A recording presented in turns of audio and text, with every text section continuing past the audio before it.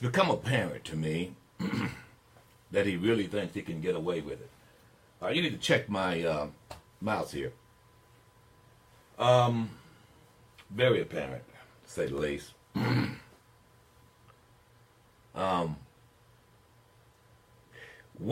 Donald John said that Fifth Avenue thing, I could stand in the middle of Fifth Avenue and shoot somebody and I wouldn't lose any voters, okay? It's like incredible. you thought and I thought he was joking. What he was talking about was he could get away with murder. He could actually commit a crime and get away with it, no matter what that crime is. You know, I've learned, I think that history's going to teach us that everything he has said, he's done. Or he thinks he can do. The arrogance and the narcissism is just very, very vivid. And that's why, ladies and gentlemen, I had a problem with his character. Always have, actually, long before he was president. Many of you had the same thing, thought he was arrogant, brash, narcissistic, pretty boy from New York. Come on. Especially you Southerners, don't go pretending. You know he was a damn Yankee and you know you didn't like him. Come on. You like him now primarily because of, well, what he is. What he represents. The anti-Obama. That's what this is all about. But what bothers me most about you good God-fearing Southerners is that he could actually arrogantly say what you just heard. How stupid are the people of the country? Well, you want to make up your mind which one? I could stand in the middle of Fifth Avenue and shoot somebody and I wouldn't lose any voters, okay? It's like incredible. How do you let him get away with that? How do you let him get away with it, and how do you let anyone who support him get away with it? And still call yourself some kind of Southern gentleman with some kind of stern, straight back and fearless. I just... Look, I'm only saying it to be rhetorical. I really don't care. I know, you know, I've been knowing what Southern gentlemen have been all my life. The, should I say, the oxymoron of even saying someone is a Southern and a gentleman. I mean, it's just, I get it. But it's just somewhere deep down inside of me, you know, there was a certain kind of common sense that existed even during Jim Crow. There were just certain things you just didn't do. You didn't walk in some man's house and insult his wife, or, you know, say something ugly to children. Even if you were going to put a chain around their neck and throw them in the Mississippi, you didn't let people see you do it. You may have gone back to the deer camp and bragged about it. But this guy actually believes he can get away with doing literally any and everything he wants. And actually some of you have proven that he can. I like to ask some of them sometimes, well, how did he get this pass? What is the pass? Okay, he's the anti-Obama, all right. He's the anti-establishment, all right. Say, well, I mean, you got to come up with, oh, he's rich, okay. Well, at least you think he's rich. Maybe there's no confirmation of that. He's getting rich right now off the you good God-fearing Americans. There's no doubt about that down at the White House in Mar-a-Lago. Plenty of evidence of that. Of course, it's also his place there just down the street from Pennsylvania Avenue, the new hotel there. But the fact that he would actually say that and no one called him on it. You just thought it was really that funny. You realize he said that before he was elected president of these United States. The idea of anyone, George W. Bush couldn't get away with saying that. President Kennedy couldn't get away with saying that. The fact that he can get away with, I can stand in the middle of Fifth Avenue and shoot somebody and I won't use any voters. Ha ha, he. But I think that's why he's taking this arrogant place with Mueller, and Mueller will be fired. I'm going to tell you. Look, if I'm wrong, I'm wrong, but I don't think I am. He's going to be fired primarily because Ryan said he wouldn't be, Graham said he wouldn't be, you think he shouldn't be. He's got to be Mr. Macho. And then besides the fact, what does he have to lose? The presidency? His boss will take care of him over in the Soviet Union, in Moscow. But he actually thinks he can get away with it. He is above the law. This is why you said the things about, well, can I pardon anybody I want, including myself? You got to understand, this is a guy, for you guys who are listening in McHenry or D-Lo, this guy's born with a silver spoon in his mouth. Literally now. I mean, the guy bragged about his daddy giving him $1 million and starting there. Then he lost it. Had to borrow more. Well, to get his big sister to help him.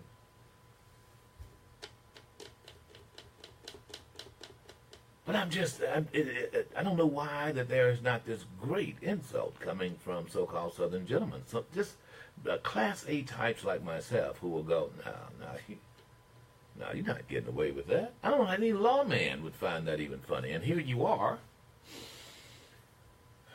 You're listening to a guy who's got dirt up and down his rear end. I mean, folks, there's no doubt that there's been Russian infiltration of the White House here. I mean, here's a guy who brags on firing another American in front of a Russian. Who does that? And then hire people and fire them by way of a tweet. Who does that? And you guys give him a pass?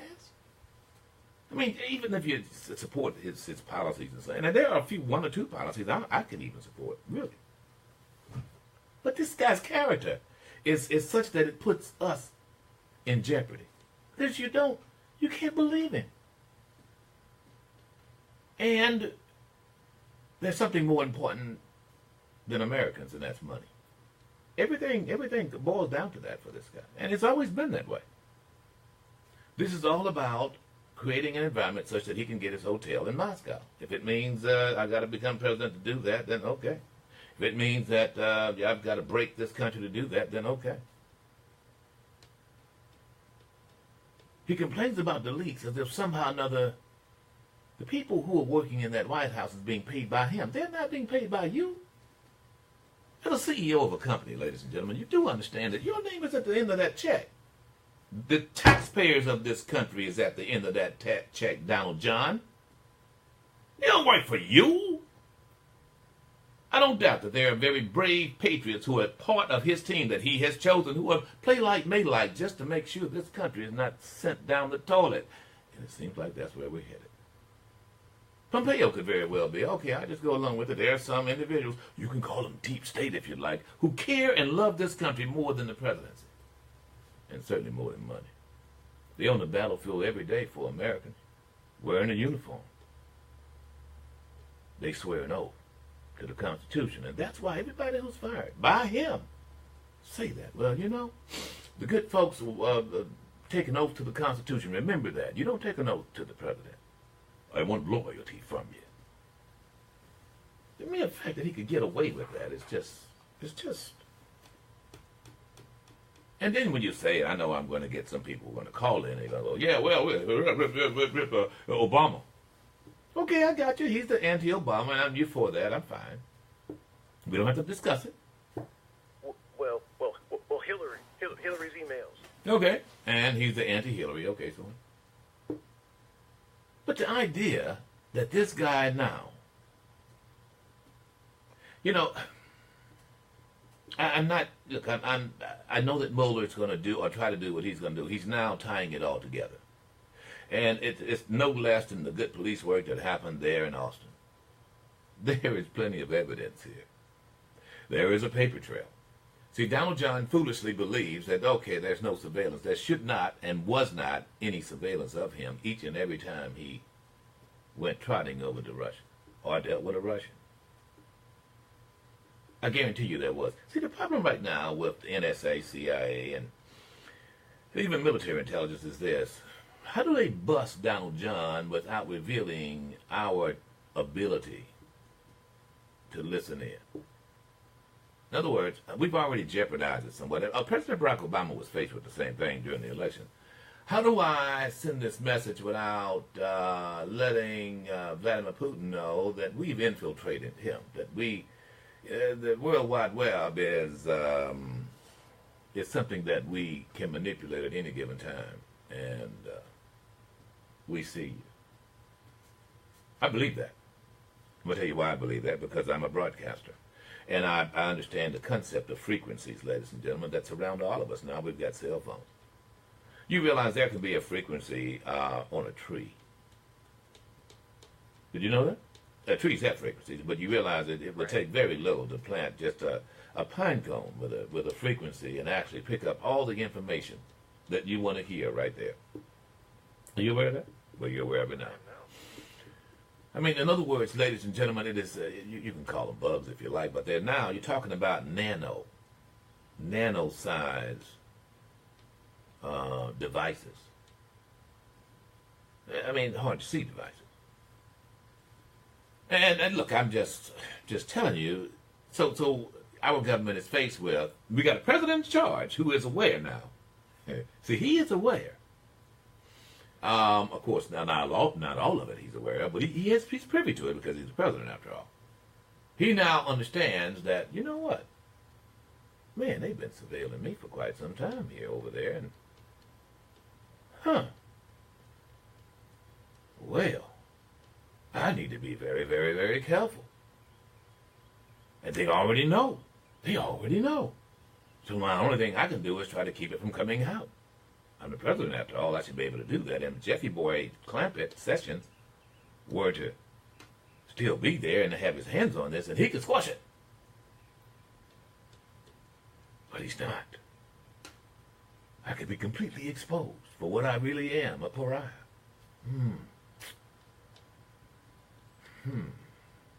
Now I'm going to let you in on a little secret, America. You ready for this? Just remember I told you something. There's a very great possibility that all roads lead to Costa Rica. Oh, I just threw you a curve, didn't I? Yeah, you did. Care to explain, or? For those who've been to Costa Rica and are familiar with the brothels there, you will know that there is a significant number of Russian women there in Costa Rica, as opposed to the Dominican Republic. Now, just remember I told you this, folks. Just remember where you heard it first. I would not doubt that. There's going to be some connections there. Why? Why, you ask? I'll tell you why. Because this guy has proven beyond a shadow of a doubt that he has a sexual problem. He could very well be a sexual predator if he were not rich. He sounds like one. But his guy is not in control of his libido. I know guys like this. They don't, they have no addictions. They don't smoke, they don't drink. And I'm going to tell you, just to be quite honest, folks, I have a little bit, I have a little bit of suspicion of squares. There, I said it. Look, you don't have to smoke, you don't have to drink. And I'm just a little suspicious of a guy who just doesn't have some kind of little addiction. Yeah. I'm going to tell you why. Why? Because they do have at least one. Right. And typically, ladies and gentlemen, it is pornography or something strange and unusual, some weird kind of queer thing. I'm just telling you. Strange. You know what I'm talking about. And then you guys who are listening to me, if you real men out there who've gone through, I mean, look, folks, I smoked for 18 years, you know what I mean? And kicked a habit, and boy, that was one of the toughest things I ever did. And it didn't qualify me as being in any kind of membership in any club or anything, but it did say that I was vulnerable. It did say that I went out and I experimented and got caught up. And of course, I had my fair share of gin and vodka. Oh, yeah. Feels good with cigarettes. Rolling Rocks and Bud Light. And you just kind of, you become one of the cool guys. And you get vulnerable, bro. You got a buzz. Yeah. Man, if you've never been high in your life, you don't know what that feels like. And you just kind of, I know it. I'm not encouraging it. I'm just saying you just kind of square. And it just, for those of us who've lived and learned, it just, it has nothing to do with complexion. Because I can sit down and talk to a guy who quit smoking, and we got something in common. That's a good point. I can sit down and talk to a guy who has been in the drug gang. Well, and for whatever reason, we got there's some conversation. Some guy who got really just crap-faced drunk, and hugged the toilet. I mean, this guy can talk. You know what I mean? Yeah. But a guy who's just been pristine. I don't drink. I don't smoke. I don't. Okay. I don't really think he drives. I don't drive. You know, I don't know. And then, but there's this, folks, and that is his proclivity to not resist what he perceives as a beautiful woman, and he feels it's God's gift. I mean, look, I'm just defining this guy, and you good Southern gentlemen know exactly what I'm talking about. Here's a guy who feels that because he has the biggest toys, the money, the biggest truck, or whatever, he's supposed to get the girl. And I spotted this early on, before he became president. Remember, I was saying this. This is why I said to one of the callers, would you trust this guy to carry a woman home from a bowling alley? Heck no. Or across the street, for that matter. That's what kind of guy. You got Richie Rich here. And he just feels just because he's Richie Rich that he should have every woman in the world and they should fall down at his feet. And not nearly enough. Once they're at his feet, then he's supposed to step on them and squash them, and then they should understand that and accept that and accept the money he gave them and then keep quiet. It's business. He really feels he can get away with it. Because he has gotten away with it. Yeah. I wonder how that's going to play in Mississippi. I really do. Let me tell you, folks, for the very first time in a very long time, Mississippi has an opportunity to elect someone besides a so-called conservative Republican to lead them in the Senate. I think this race could really, really, it could really change things in Mississippi for the best, in my view. It really has little to do with party, because parties now become passé, in my view. It does have to do, though, with this whole concept of conservatism, which goes back to, ladies and gentlemen, slavery, the Civil War. That's how we arrived at the Civil War, because of conservatism. And anyone with a minimal understanding of history would admit that enslavement is a conservative concept. You got me? And defined by modern-day conservative. Just go back to Calhoun and what he was talking about regarding states' rights and limited government. But more than anything else, the ability for government to deprive citizens of citizenship, period, or humanity. Who decide? We decide. That's what conservatism is. It's control. That's what it is. So here we are in Mississippi, poised this November to elect 2 senators. I can tell you how so-called conservatives / Republicans can lose.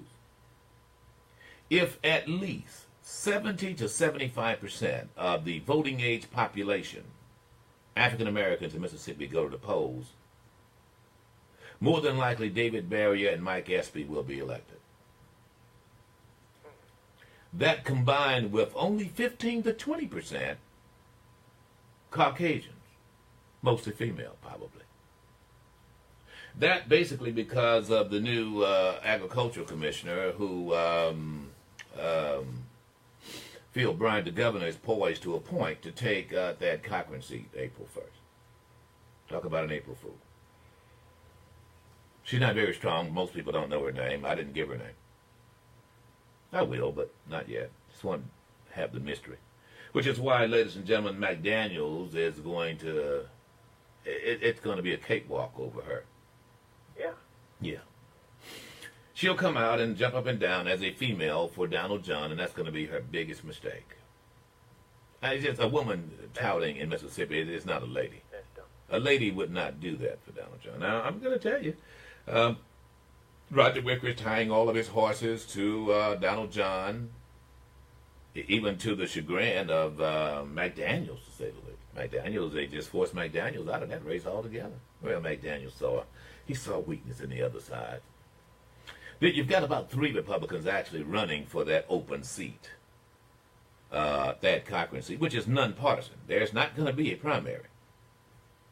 That'll be 50% plus 1. And if, in fact, African Americans turn out in droves, then not only will they and could elect Mike Espy, but also David Berrier, because David Berrier is going to need a very strong, a very large African American turnout. You know, Roger Wicker isn't the most liked guy in the world. He's not comfortable in his own skin. You know, that Cochran wasn't charismatic per se, but at least he came along at an age when square-jawed, quiet guys. He had a good grin. You know, Roger Wicker looks like a weasel. He just has that weaselly kind of look. You know, that kind of grin like a possum thing going. You know, it just... And all David Barrier has to do is stick to the local, the statewide issues. Be what he is. He's basically what you call a blue dog Democrat. He's coming out of Jane Taylor's district there. What does that mean nowadays? Well, it means, let me just tell you, you know, folks, the blue dog Democrats are those individuals who, like Rip Daniels, believe in being fiscally conservative. Waste not, want not. You know? Some moderation there. Also believes in being, having a strong defense. Not to the point where it breaks you, of course. Blue dog Democrats believe that the environment and industry can coexist if there's not extremes on either side. You can, in other words, blue dog Democrats like a Gene Taylor believes, look, if it pollutes the water, then you can't do that kind of industry. Now, what you got to do is clean up the industry. However, just because you have an industry doesn't mean it's going to pollute the water. You can't just go, oh, I'm against development, and just because you think it's going to pollute the water. That's blue dog Democrat. Ah, okay. You know, blue dog Democrat is, in some cases, they take a tougher stance on abortion, and we kind of waffle back and forth. Actually, I'm a pro-choice guy. Why? Because it is constitutional. All people have choices, folks, whether you like that or not. You can talk about the unborn, you can talk about the fetus, you can say whatever you want. The Constitution has defined human beings. And whether you like it or not, that human being who's carrying that fetus has to decide. You're not going to usurp her decision, whether you like it or not. I mean, the closest thing we can come with Roe v. Wade, basically suggesting that, you know, in fact, that a fetus can actually survive outside of the womb. And it's a noble effort. And I agree with it. I'll go with it. However, with some exceptions. What's the exception, Rip Daniels? I'll tell you what the exception is. The mother has to decide. You know, the life of the mother has to decide. It's a horrible decision, but it's not yours to make. It is not anyone. No one's going to legislate that. That is inside of the operating room and on that table and that woman and that doctor. There's a reason why the mortality rate among mothers was so great, ladies and gentlemen, coming up to 1950s, 40s, 50s. Horrible. It was not unusual for a woman to have 15, 20 kids and die at 30, 40 years old. I'm just going to tell you. It was horrible. You know, child women, and all you got to do is look at the stats on it. It will show you emphatically how the mortality rate among women having children was just incredible, folks. Horrible. So blue dog Democrats are right there, bro. You got me? I got you. And you know, and actually, they really shouldn't be even called blue dog Democrat. I just would hope that someone will come up with an independent or a moderate party whose platform is a little bit of this, a little bit of that. You got me? It's like, and most Americans fit in that category. I don't know if you realize, and this is a wonderful thing, most Americans are independent. We decide whether we're going to be Republican or Democrat on election day, which is, I think, is a great thing. I feel very, very good about it. And I also feel good about the fact that it's 50-50 now. That we're kind of 50-50 in our views. You know. Blue dog Democrats don't believe in unbridled welfare. Just don't. I'm that. I don't believe it. Not at all. So, anyway, long story short, I really see a path whereby, come November, bro, if in fact African Americans particularly turn out in great droves, those Senate seats will be won more than likely by a Democrat. That's the key, though, right? That's the key. So what David Barrier and Mike Espy and others have to do is turn out. They've got to galvanize that vote. So what do you think is the main issue facing mostly African Americans in this state, bro? The main issue facing African Americans in this state probably has to do with them choosing representation to push for their own views. That and the flag that relegates them to second-class citizens and basically declares war on them every day. In the poorest state in the union, with the highest grocery tax, And then there's that. and up to and the highest unemployment in many. We're in the top 10 states. It's all about money, jobs, lower taxes for them. And if SB and Barrier come out with that, then mom and pops will get it. We're going to save you money. Now, let me just tell you, more than likely, the state senators will have little effect with lowering the grocery tax in this state. It's up to the legislature, actually. Now, they can twist some elbows and possibly get them to do it. Came close to doing it when Haiti Guava was in the White House. But thanks to a couple of handkerchief heads there in Jackson, it didn't happen. You know who you are. I've called you and talked to you about it. But if they were to do that, and you got the bread and butter issues, and then literally talk about the jobs, literally. Cochran won because of Job Corps. He carried the South Mississippi, particularly African Americans. He got my vote because of Job Corps and the funding thereof. There's no ifs, ands, or buts about that. You just ask Kenny Casey, or you just ask Kent, Jones, anyone else down there, Frank. They'll tell you that was the greatest thing, and that's bread and butter for African Americans. Where you want to go to work. Yeah. Contrary to what Oxy-conservatives believe about African Americans. Welfare. A lot of them get that Russian Limbaugh kind of view of African Americans. Sometimes they'll call here. You can hear that same old bigoted bull crap. Yeah. You know, and typically I'll do them what I normally do. You know, bid them adieu. Yeah. Okay. Them and their bought and sold propaganda. That's exactly right. I don't play with that. I don't allow them to play with me either. I don't. I mean, listen, people won't get into that little mansy-pansy kind of you're black and I'm white. That means you better be dumb. You got to be dumber. Kick your ass. But sorry about that, Miss Perry. But you know, we get these calls all the time. A lot of the calls we get, folks, y'all don't get. You don't hear them on here. We screen calls. Yeah, you know, but I mean, you know, there's some folks don't scare you listening to one. Not at all. My daddy didn't scare either. So, we got a confession. 25 minutes of it. 25-minute confession. Yeah. Let me just guess. He's not a terrorist. No. Of course not. You saw him. Let me guess. He has some mental problems. Excuse me, let me put my Adam's apple away. Yes, Rip. He does. God. I want to hear, so let's hear from the chief there, and I've got some of the things he said on Facebook. Let's hear from the chief's explanation for this all-American kid who somehow or another went wrong, and he's not a terrorist.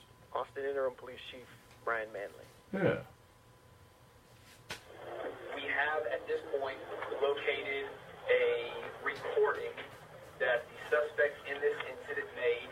It is about a 25-minute recording where he talks about what he has done. I would classify this as a confession. This was on a phone that we found in his possession early this morning after we had the officer involved in shooting, after he detonated that bomb that he had with him. On this recording, the suspect describes the 6 bombs that he constructed with a level of specificity that he identified the differences among those 6 bombs. We have told you all along that they all had similarities, which they did as far as specific components, but there were also differences between them. And on this recording, he identified what those differences were. I know everybody is interested in a motive and understanding why, and we are never going to be able to put a ration behind these acts. Really? What I can tell you, having listened to that recording, he does not at all mention anything about terrorism, nor does he mention anything about hate. But instead, it is the outcry of a very challenged young man talking about challenges in his personal life. Pull out the violins. based on what we heard on the recording, he described the 6 devices, and we have recovered those 6 devices. He also described the 7th device, that being the one he had on him early this morning, that he detonated as our officers approached, causing the explosion and the ultimate officer-involved shooting that took place. We still want our community to remain vigilant, as we always should, given the day and time in which we live now. But I also want to let the community know that he described 7 explosive devices, and we have identified and are no longer in play those 7 devices. So I think it's important that we put that out and that the community be aware. We want to remain vigilant, but we have accounted for the devices that we have known about. Yeah, right. One question here, Chief. Why did he pick those targets? In your quest to somehow or another offer some kind of sympathetic ear to this Austin terrorist, he didn't mention terrorists, he didn't mention hate. Didn't say hate one time. So why those targets? Why were the bombs placed where they were? Need to answer that before you start making this generalization or somehow or another trying to, let's see, play like May-like because he's not Muslim. You know, all's well. Just another little Caucasian kid who went off the deep end. He was homeschooled and he's a Christian. Not one time did he say ISIS. He didn't say Allahu Akbar. He didn't do any of that. He didn't have little shoes with the curved up toe and the bell on the head. He never wrapped his head up in any Didn't do any of that. No tablecloth on his head. or she. No goats around the house. So you had see this whitewash? Oh yeah, man. I knew it was. This is pathetic. I knew it was. We predicted that it was going to come. But Chief, you need to answer the question of all the places he went several miles to drop off these bombs. Why those places? Why those houses? Why that pathway? And what was it addressed to? Before you start making Rip Daniels feel good about the fact that, oh, this is just another psycho white boy, in quotes. Just misguided youth. He's just. Before I begin to believe that, you've got to tell me, okay, so why there? Why didn't he just drop it off? I mean, he could have killed far more had he dropped it off at the soccer field. I'm just saying. Not that I'm suggesting that. Hang on, folks. We'll be back. It's about that time to get away. Make your reservations, pack your bags, and head on down to the coast. The